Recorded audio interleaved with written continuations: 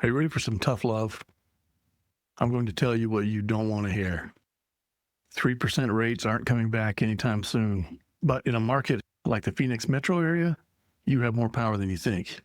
If you stop waiting for a rescue that isn't coming. When the Fed is cutting rates, the rate for mortgages doesn't usually drop. In fact, in many cases, it goes up.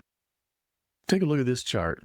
You see this period from 2009 to 2016? The Fed was offering practically free money.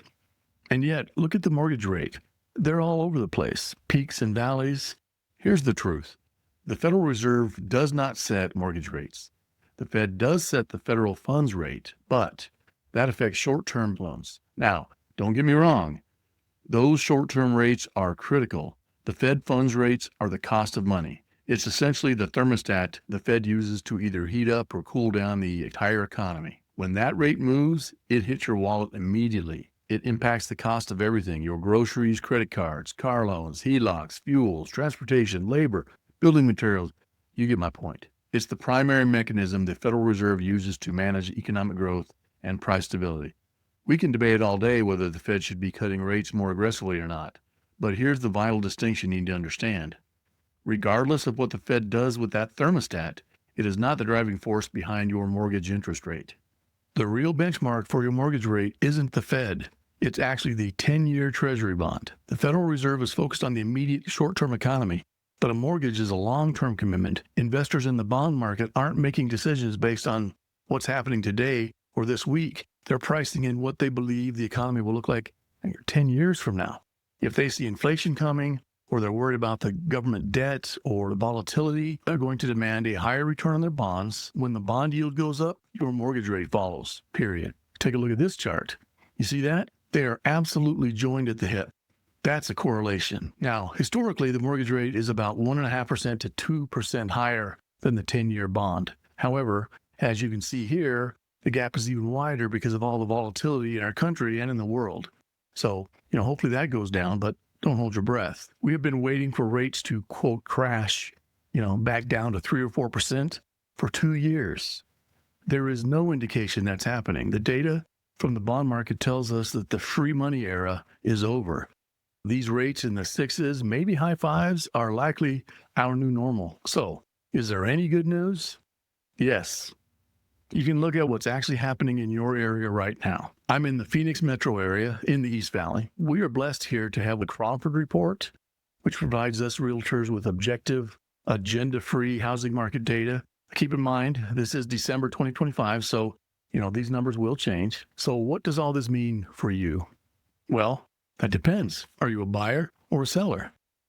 I'll start with the buyers. When journalists report on housing affordability, they usually cite median household income, right? But as usual, that is oversimplified and often sensationalized. The reality is that household income can be broken down into two main categories: family and non-family households. The U.S. Census Bureau defines a family household as 2 or more people living in a home related by blood or marriage. Non-family households are all others, including non-related people living as roommates or people living alone, that sort of thing. Why is that so important? Because non-family household income is typically much lower than family income and is more suited for measuring affordability of rental housing. Family household income is more suited for measuring the affordability of purchasing a home. So let's look at that. From 2020 to 2024, the median annual household income in Maricopa County rose 33%. Family income rose from $80,000 to $108,000, and married family income, a subset of family income, rose from $95,000 to $126,000. The lending industry considers 28% of gross income an affordable monthly payment for mortgage or rent. By the way, I wouldn't recommend you test that limit if you want to save for, like emergencies, vacations, college, retirement, things like that. But we'll use that number just for the sake of discussion. For a family household, that's roughly a $2,500 to $3,000 payment at a rate holding steady around 6.25%. That payment supports homes priced between $350,000 and $500,000 in Maricopa County. That budget will support roughly a 1,500 to an 1,800 square foot single-family home, which will trend in the mid-300s in the West Valley and in the mid-400s in the Southeast Valley. Incomes are not stagnant in Maricopa County and have been rising at a significant pace since 2020. It is the home values that have been stagnant for 3 years, waiting for family incomes to catch up. Inventory under 500,000 accounts for roughly 57% of all inventory for sale and is up 16% from last year. With rates holding steady in the low 6% range for the last 4 months, demand and optimism is up for the onset of 2026. All right, that's my take if you're a buyer. Let's move on to what this means for the sellers. For sellers, the momentum at the end of 2025 provides a very clear reason for optimism as we head toward the spring season. November closings were a significant success, showing a 9% improvement in daily sales compared to last year. December is already continuing this trend by outpacing last year's averages, which suggests that demand is beginning to build well in advance of the traditional spring rush. While some market segments begin their highest activities in January, like luxury, retirement community, etc., the broader market across all price points typically sees a steady ramp up in new listings that peaks in March. This ensures that as we move into the spring buying season, there will be ample selection for the families currently entering the market. This early front loading of inventory means that sellers who are prepared to list early may face less competition than those who wait for the mid-spring break. The Cromford Market Index indicates that we are moving back toward a balanced state, valley-wide.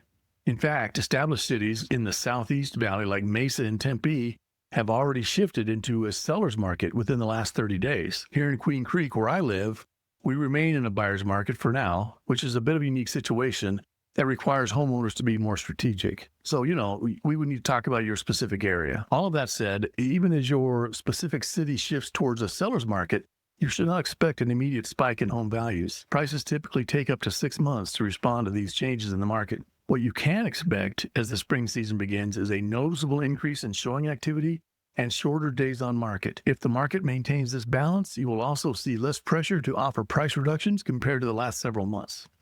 Okay, so what's my takeaway? My advice is to stop watching the Fed meetings and stop trying to time the market based on a headline designed to get clicks. If you need a bigger house for your family or you need to downsize, make that decision based on your life, not on hope that interest rates will suddenly plummet, because they're not. And we can deal with the interest rates we have.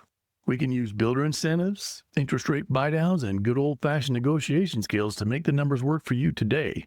If you want to see real data for your specific neighborhood in the Metro Phoenix area, or if you want me to find a rockstar agent in your area if you're outside of the Phoenix Metro, hit me up.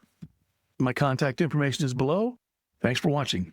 And I'd love to hear your take on the market in your area. So let me know in the comments. Peace.